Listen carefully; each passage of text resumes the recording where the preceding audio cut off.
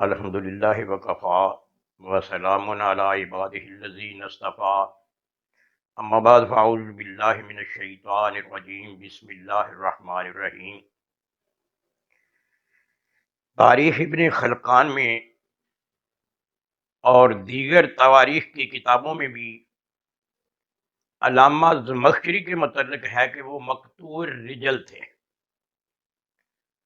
یعنی ان کی ایک ٹانگ کٹی ہوئی تھی۔ اور علامہ زمخشری کا پورا نام علامہ محمود زمخشری ہے۔ یہ تفسیر کشاف کے مصنف ہیں، معتزلی نظریہ کے مالک تھے یا مذہب کا مالک تھے۔ ان کی تصنیف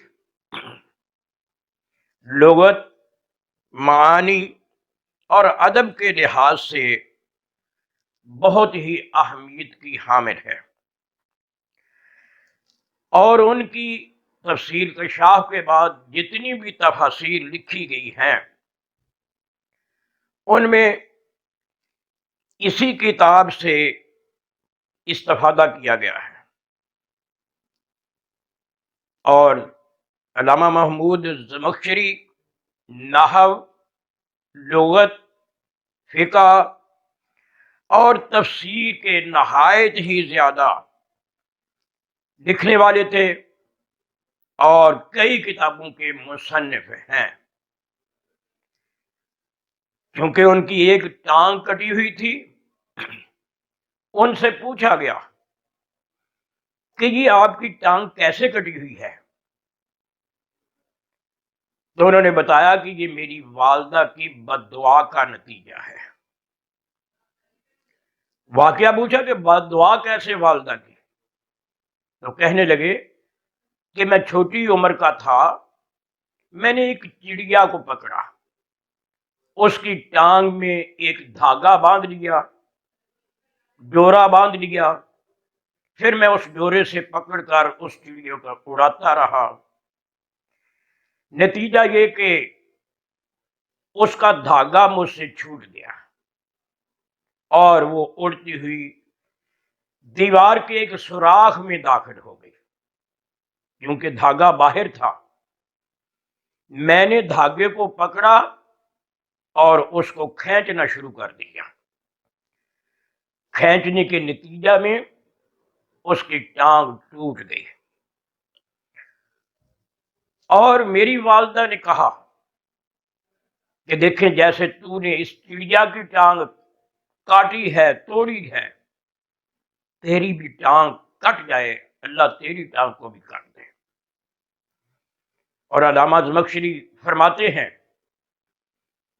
کہ میں حصول تعلیم کے لیے بخارا کی طرف جا رہا تھا، راستے میں جاتے ہوئے اپنی سواری سے نیچے گرا، میری ٹانگ ٹوٹ گئی۔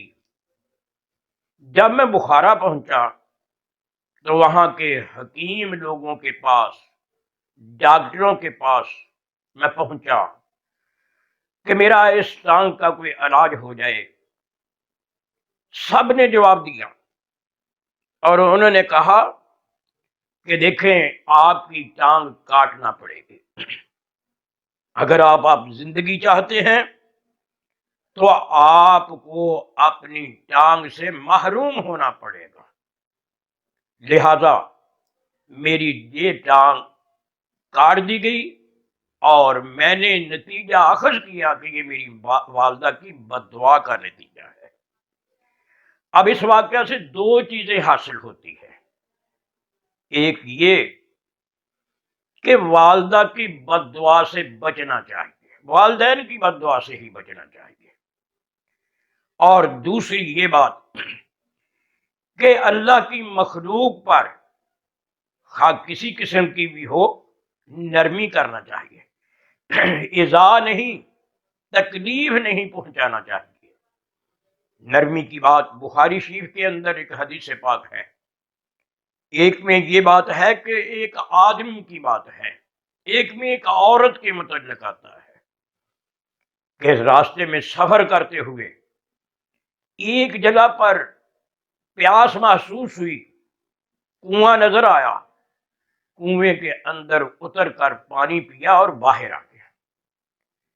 منظر کیا ہے باہر کہ ایک کتا کنویں کے ارد گرد پڑی ہوئی ریت یا مٹی جو کہ ذرا نمدار تھی، گیلی تھی، وہ چاٹ رہا ہے۔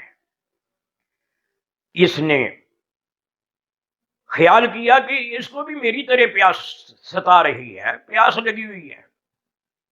وہ نیچے گیا یا نیچے گئی اور اپنے موزے کو اتار کر یا اپنے جوتے کو اتار کر اس کو کپڑے سے باندھا، اس میں پانی بھرا اور کتے کے آگے رکھ دیا۔